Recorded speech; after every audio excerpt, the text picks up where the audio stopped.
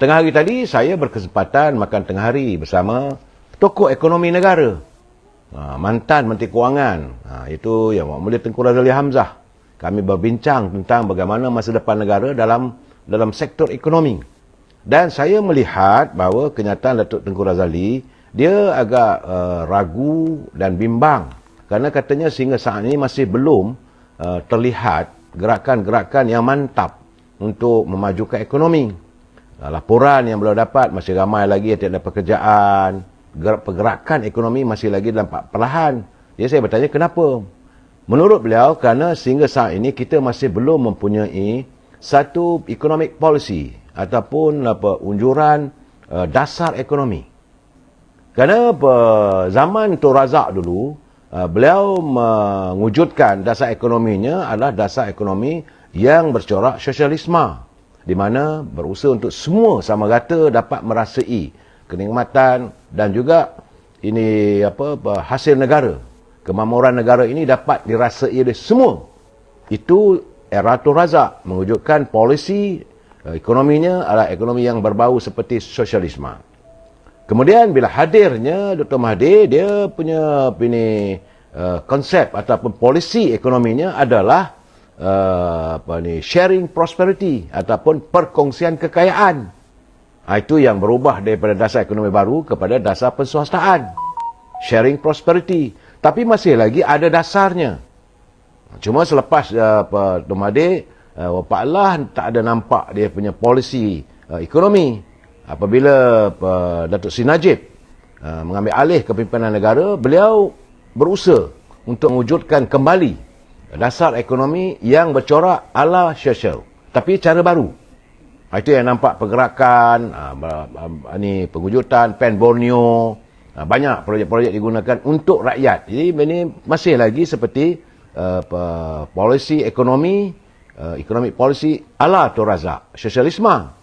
Selepas itu, sehingga saat ini belum ada. Belum terdengar lagi apakah konsep ataupun polisi ekonomi yang mau diunjurkan oleh pimpinan. Saya bertanya apakah ada dalam Tan Sri Muhyiddin? Dia kata tak ada, dia kata. Tidak ada. Selain daripada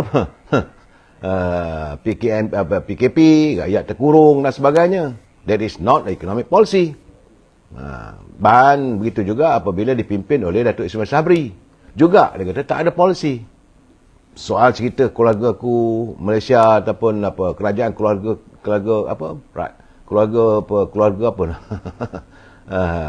dah hilang pun dah 6 slogan. Itu hanya sekadar slogan, bukan polisi. Dan beliau mengharapkan agar Yang Amat Berhormat Datuk Seri Anwar Ibrahim segera mengumumkan apakah dasar ekonomi kita ataupun polisi economic policy negara, supaya pelabur-pelabur jelas untuk mereka nak datang melabur pun ataupun tidak. Sama ada mereka mau menangani macam mana kedudukan ekonomi negara kita. Saya fikir betul juga. Bila saya menyatakan bagaimana dengan masyarakat madani, beliau menyatakan budaya ataupun masyarakat madani yang diilhamkan oleh Datuk Seri Anwar Ibrahim itu sebagaimana yang diwawarkan atau unjuran daripada harapan dan impiannya untuk mewujudkan masyarakat madani sewaktu beliau berjuang dalam pergerakan pemuda ABIM dahulu. Ia bukan merupakan polisi negara, polisi ekonomi yang kita harapkan agar pemikir-pemikir yang ada bersama dengan Datuk Seri Anwar Ibrahim itu dapat memikirkan apa dasarnya. What is our economic policy? Ini yang paling penting. Kalau kita tidak mempunyai polisi, susahlah. Bukan soal macam dasar pandang ke timur atau buy British last, itu bukan dasar. Itu tindakan. Tapi polisi macam Tun Razak, almarhum Tun Razak mewujudkan itu dasar sosialisme. Almarhum Tengku Abdul Rahman, dasar ekonominya adalah dasar pembangunan, development policy. Jadi apa saja ekonomi, wang digunakan untuk membangun kerana negara pasca kemerdekaan. Dan Tun Razak adalah bercorak sosialisme, in economic. Jadi kesamarataan. Sebab itu dia melihat bagaimana dasar ekonomi baru, wujudan feodal, macam-macam lah diwujudkan. Hanya semata-mata untuk perkongsian sama rakyat, supaya rakyat dapat berdiri sama tinggi, duduk sama rendah. That is the policy. Begitu juga apabila Dr. Mahathir, dia mengatakan bahawa menurut Tengku Razali Hamzah, iaitu sharing the prosperity. ataupun perkongsian kekayaan ataupun perkongsian kemakmuran. Selepas itu tidak ada. Tapi hadirnya Datuk Seri Najib, beliau membawa sekali lagi dicantumkannya ini sharing the prosperity, tapi dalam alaf sosialisme. Hari ini kita minta apakah dasar masyarakat madani, dasar ekonomi yang mau diwujudkan. Selagi tidak dijelas dasar ini, kata Yang Muhammad Tengku Razali, selagi itulah pelabur-pelabur ataupun World Bank ataupun IMF nak tengok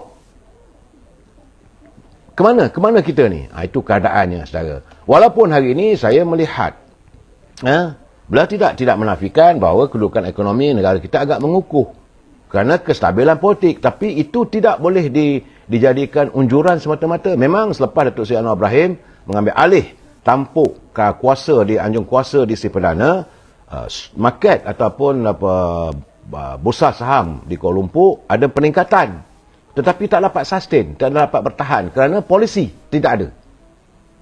Walaupun sekarang ni ringgit nampak gayanya ada pengukuhan, tapi ia akan jadi rapuh kalau tidak dibantu, didukung oleh kecairan ekonomi, kecairan kewangan. Sebab itu bila kecairan ini berlaku, juga ia menyangkut soal macam mana bila rakyat mesti ada wang dalam poket. Untuk mewujudkan wang dalam poket, kena dipikirkan mana caranya. Sebagai contoh, kita berbincang juga tadi tentang kumpulan wang simpan pekerja. Beliau bersetuju. Boleh dikata kalau nak jadikan agar wang dalam kumpulan wang simpanan pekerja ini dijadikan cagaran untuk mendapat pinjaman dari bank. Urusan dengan bank mesti diadakan, tetapi OPR juga mesti dikawal. Kadar faedah dalam bank juga perlu dikawal.